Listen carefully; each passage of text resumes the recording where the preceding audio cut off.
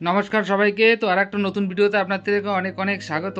তো ফ্রেন্ড, দীনকৃষ্ণ ঠাকুর নামে একজন কীর্তনীয় ছিল পশ্চিমবঙ্গে, সবাই আপনারা জানেন। তিনি একজন হিন্দু কি বৌদ্ধ কি খ্রিস্টান কি মুসলিম তা তো আমরা আজ পর্যন্ত জানতে পারলাম না। তো তার কাম ছিল কি, যে হিন্দুদের যত ভগবান আছে, মানে আমাদের সনাতনীদের যত দেব দেবতা ভগবান আছে, তাদের নামে এত খারাপ খারাপ কথা বলে সহ্য করা যায় না। তো বাঙালিদের আর একটা জাতি আছে, তারা অন্য ভগবানের নিন্দামন্দ শোনার জন্য একে পয়সা দেয়।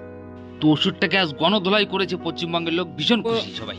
আজকে তাকে গণধোলাই দেওয়া হয়েছে, মোটামুটি ক্যামেরা বন্ধ করে ক্যামেরার পিছনে তাকে অনেক ধোলাই করা হয়েছে এবং শেষ পর্যন্ত তাকে পুলিশের হাতে তুলে দেওয়া হয়েছে। তো কথা হচ্ছে কি, যে নিজের ভগবানের নাম যত সুনাম তুমি করতে পারো করো, কিন্তু অন্য ভগবানের নামে তুমি কেন দুর্নাম ছড়াবে? তো যার জন্য তার উপযুক্ত শাস্তি দেওয়া হয়েছে।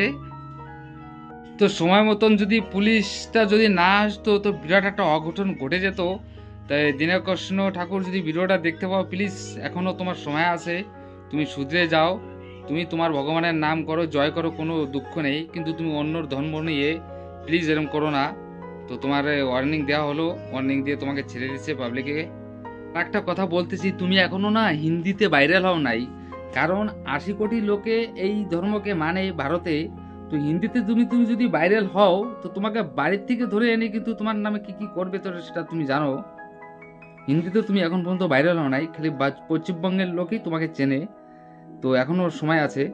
প্রত্যেক সনাতনী প্রেমীদের বলবো ভিডিওটা বেশি বেশি করে শেয়ার করবেন, আর কোনো বন্ধু যদি চ্যানেলে নতুন হয়ে থাকেন তো প্লিজ চ্যানেলটা সাবস্ক্রাইব করবেন। তো আজকে এখানটা রাখতেছি, সবাইকে নমস্কার।